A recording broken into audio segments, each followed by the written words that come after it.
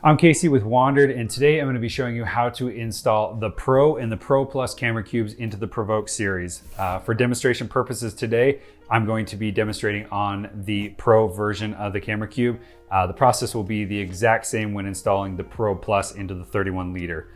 Before we go ahead and actually start installing the camera cube into the Provoke, I wanted to make mention on both of the Pro series of the cubes, you've got two webbing loops up here at the top, two D-rings at the bottom, and these are used for being able to secure the removable waist straps that come with any of the Hexad duffels. So if you currently have those, the removable shoulder straps will work with this camera cube. So I attached the gatekeeper at the top. You've got the snap hook to be able to secure down to the bottom D-rings of the Pro camera cube, and it gives you a backpack-like minimal carrying solution for just the camera cube if you want to carry it that way.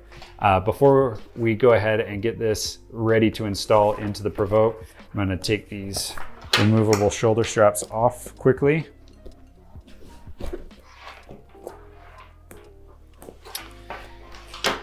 And now I can go ahead and get the Provoke ready first. So I'm going to start by going ahead and unzipping the back clamshell axis of the Provoke. I want to make sure that I unzip my zippers all the way so it makes it easy to get the cube into the bag.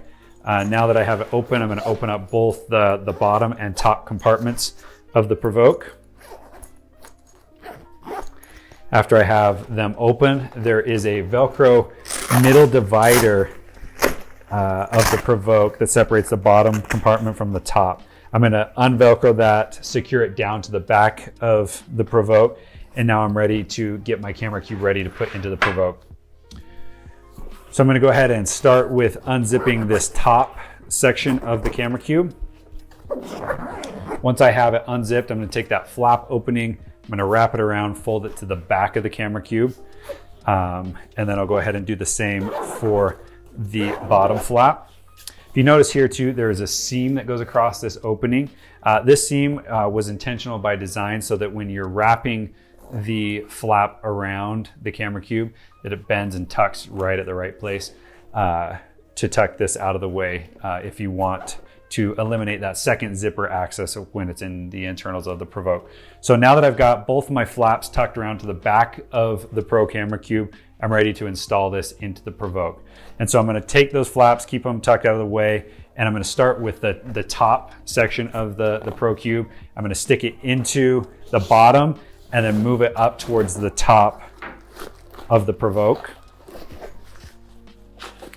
Once I have it stuck in there, make sure that everything's sitting right and is in place. The next step that I'm going to take is behind this middle section of the Pro camera cube, there is a Velcro cuff.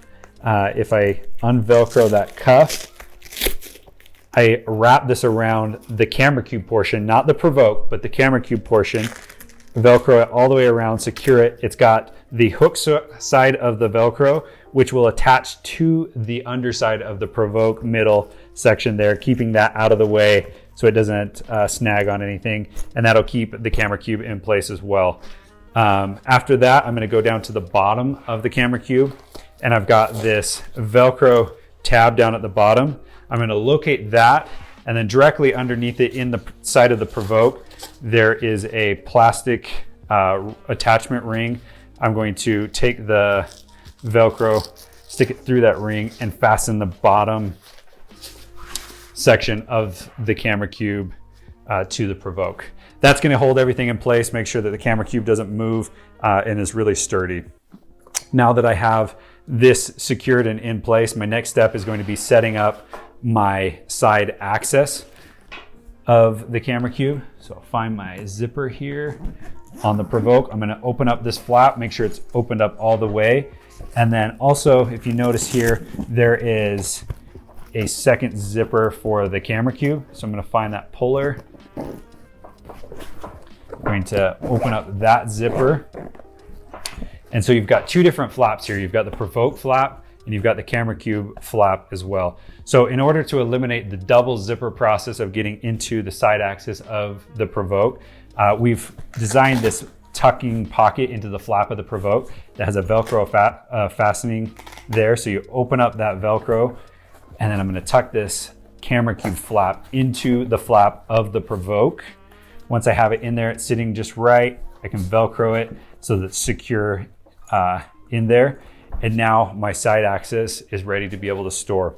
The last step that I'm going to do is, if you locate this remaining cuff of the side axis of the camera cube, if you locate that there just inside of the Provoke, there's another Velcro cuff that is designed to be able to wrap around the remaining cuff of the camera cube and securely tuck that out of the way to prevent any sort of like snagging or catching when you're putting your camera gear in and out of that side axis.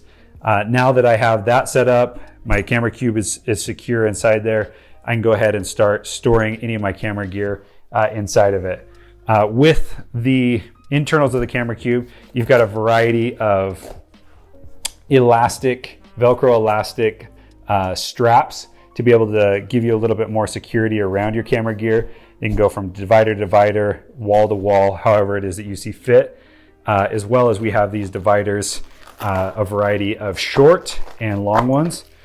So I've got a short one here. It's got double-sided Velcro on each of the flaps, so that I can fasten and secure it anywhere inside of the cube, as well as it's got this seam so that I can mold it and fit it to whatever camera gear it is that I'm carrying. When installing these, we recommend that you pinch them so that the Velcro doesn't hit any of the side walls, stick them into place, and then fasten the Velcro once it's in place. You've got a variety of those short ones. You've got a couple long ones that run the entire length of the cube that also have those same seams in them. So if you want to take them, bend them to the side to give you more room and to set up like a side axis, gives you a fully customizable experience to be able to fit it to whatever gear it is that you're carrying.